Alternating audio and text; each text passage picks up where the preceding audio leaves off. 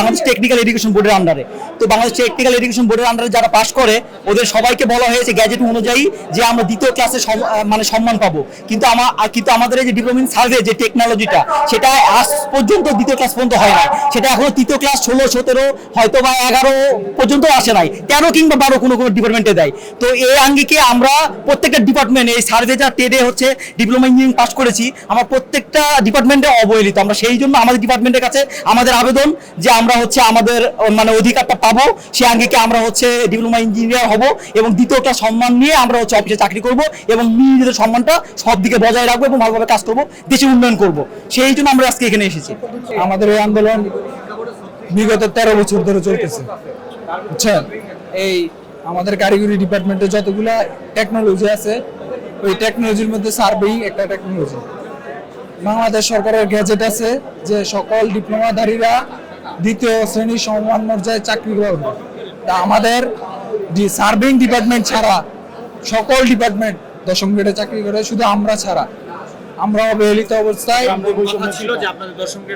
আমাদের এরকম ভাবে আমরা অনেকবার গেছি, অর্থ মন্ত্রণালয় পর্যন্ত আমাদের ফাইল আছে, অর্থ মন্ত্রণালয় বাস্তবায়ন শাখা পর্যন্ত আমাদের ফাইল সিগনেচার হয়ে গেছে, তারপর আমাদের কোনো অনাকাঙ্ক্ষিত কারণে আমাদের ফাইল ফেরত আসছে।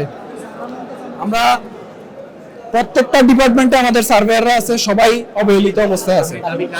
আমাদের এই দাবি আমাদের চিফ স্যারের কাছে এখন আসছি আমরা, পরবর্তীতে আমাদের স্থানীয় সরকার মন্ত্রণালয়ের যিনি উপদেষ্টা আছে ওনার কাছে আমাদের দাবি, পরবর্তীতে আমরা সকল ডিপার্টমেন্ট মিলে আমরা সম্মিলিতভাবে আরো বড় আকারে আন্দোলনের ডাক দিব আজকের এই কর্মসূচির পরে।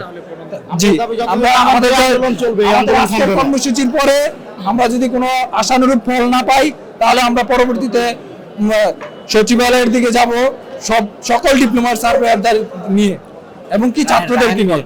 সকল ডিপ্লোমারা যেখানে 10ম গ্রেড পাচ্ছে, কিন্তু আমরা একমাত্র সার্ভে ডিপ্লোমা যারা এখন পর্যন্ত 10ম গ্রেড পাচ্ছি না। অথচ আমাদের 1994 সালে গেজেটে বলা আছে সমস্ত ডিপ্লোমাদের 10ম গ্রেড দেওয়া হলো এবং পদবী উপসহকারী প্রকৌশলী হিসাবে 2য় শ্রেণীর পদমর্যাদা, কিন্তু একমাত্র আমরাই ডিপ্লোমা ইঞ্জিনিয়ার যাদেরকে এখন পর্যন্ত 3য় শ্রেণীতে এবং 16তম গ্রেডে রাখা হয়েছে। এটা আমাদের ন্যায্য দাবি, এটা আমাদের অধিকার এবং এই স্বাধীন বাংলাদেশে এই বৈষম্য নিয়ে আমরা থাকতে চাই না।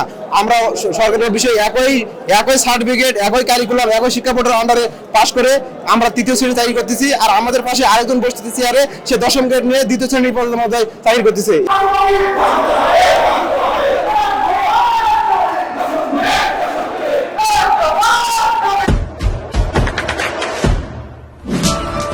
দেশে দেশে সবার সাথে দ্য নিউজ।